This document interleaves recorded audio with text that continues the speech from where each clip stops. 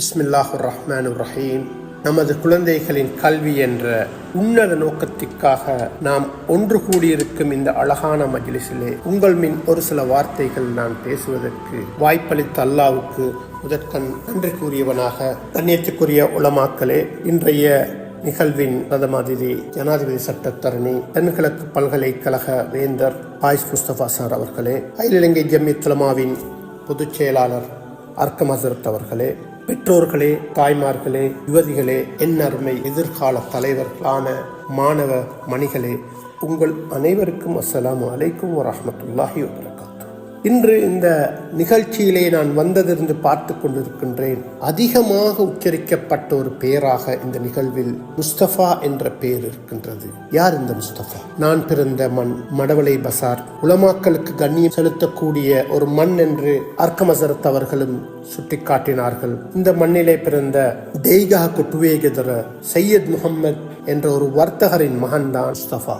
மரஹூம் முஸ்தபா அவர்களை சையத் முகம்மது அவர்கள் வத்தேகம CMS பாடசாலையிலே கற்பித்து மடவளையின் முதலாவது சட்டத்தரணியாக, ப்ராக்டராக முஸ்தபா அவர்களை உருவாக்குகின்றார்கள். அந்த முஸ்தபா என்ற மகானின் மகன் பாயிஸ் முஸ்தபா சார் அவர்கள், அவரும் ஒரு ஜனாதிபதி சட்டத்தரணி. அவருடைய மகன் கௌரவத்துக்குரிய ஃபைசல் முஸ்தபா சார் அவர்கள், அவரும் ஒரு ஜனாதிபதி சட்டத்தரணி. அவருடைய சகோதரி ஃபாயிசா முஸ்தபா, இவரும் ஜனாதிபதி சட்டத்தரணி. இலங்கை வரலாற்றிலே, குறிப்பாக நமது சமூகத்திலே, ஒரே வீட்டுக்குள்ளே ஒரே காலகட்டத்தில் 3 ஜனாதிபதி சட்டத்தரணிகள் அல்லாஹ் இவர்களுக்கு கொடுத்த ஒரு அருள். அந்த வகையிலே கல்வியால் உயர்ந்த இந்த குடும்பம் கல்விக்கு பல்வேறுபட்ட அர்ப்பணிப்புகளை செய்து வந்திருக்கின்றன.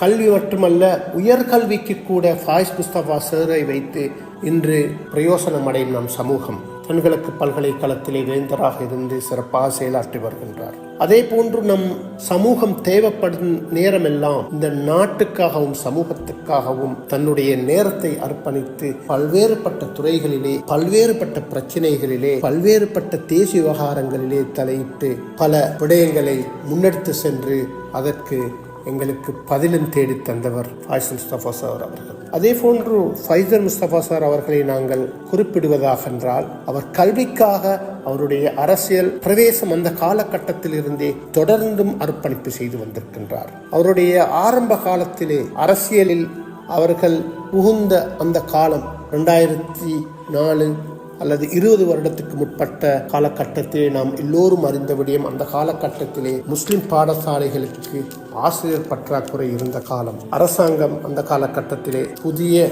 ஆசிரியர் விண்ணப்பங்களை கோரி ஆசிரியர்களை நியமிக்கின்றது. ஆனால் மத்திய மாகாணத்திலே முஸ்லிம்கள் புறக்கணிக்கப்படுகின்றார்கள். அதற்கு எதிராக குரல் கொடுத்து பின்னர் நீதிமன்றம் சென்று 600 ஆசிரியர் நியமனங்களை பெற்றுக்கொண்டவர் தான் ஃபைசல் முஸ்தபா சார் அவர்கள். இதுபோல பல்வேறுபட்ட இவருடைய செயல்பாடுகளை கூறிக்கொண்டே போகலாம். அதற்கு நேரம் அனுமதிக்கவில்லை. ஒரு சில விடயங்களை இந்த டாக்குமெண்ட்ரியிலும் நாங்கள் பார்த்தோம். தன்னுடைய தகப்பனார் போல் தேவைப்படும் நேரத்திலே சமூகத்துக்காக எந்த நேரத்திலும் தயாராக இருக்கக்கூடிய ஒரு பாராளுமன்ற உறுப்பினர். இவர் ஒரு அமைச்சராக, பிரதி அமைச்சராக, அதே போன்று தற்பொழுது பாராளுமன்ற உறுப்பினராக இருந்து கொண்டிருப்பதோடு ஒரு சிரேஷ்ட சட்டத்தரணியாக நம் நாட்டிலே வலம் வந்து கொண்டிருக்கின்றார்.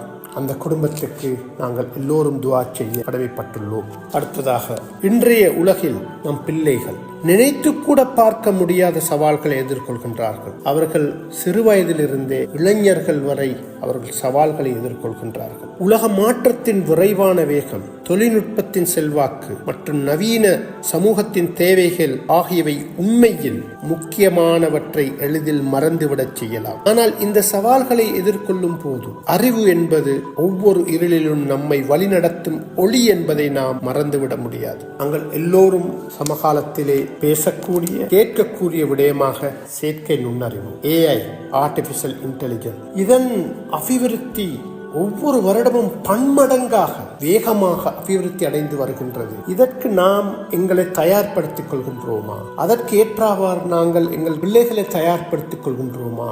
அது ஒரு கேள்விக்குறியாகவே இருக்கின்றது.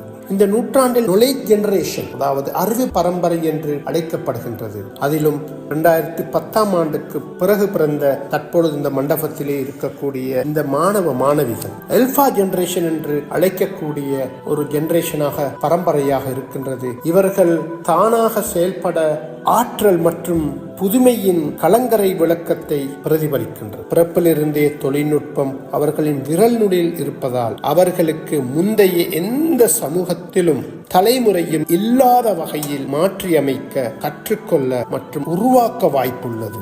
இவர்களுக்கு கிடைத்து இருக்கும் வாய்ப்பு எந்த சமூகத்துக்கும் இருக்கவில்லை. ஆனால் பெரும் சக்தியுடன் பெரும் பொறுப்புடைய பரம்பரை இவர்கள். நமது அன்பான நபிகள் நாயகம் ஸல்லல்லாஹு அலைஹி வஸல்லம் அவர்கள் அறிவை தேடுவது ஒவ்வொரு முஸ்லிமின் மீதும் ஒரு கடமை என்பதன் அடிப்படையிலே நாம் செயலாற்ற கடமைப்பட்டிருக்கின்றோம். இந்த மஜ்லிஸிலே அநேகமான உலமாக்கள் இருக்கின்றார்கள். அவர்கள் தன்னுடைய குழந்தைகளை வழி நடத்துவதற்கு வாய்ப்பு இருக்கின்றது. பாடசாலை கல்வி, அதே போன்று மார்க்க கல்வி என்று வளர்ந்த சவுதி அரேபியா போன்ற நாடுகளை பிரிப்பதில்லை. ஆனால் நாங்கள் இங்கே பிரித்து கற்கக்கூடிய ஒரு நிலைப்பாடு எங்களுடைய சூழல் அமைந்திருக்கின்றது.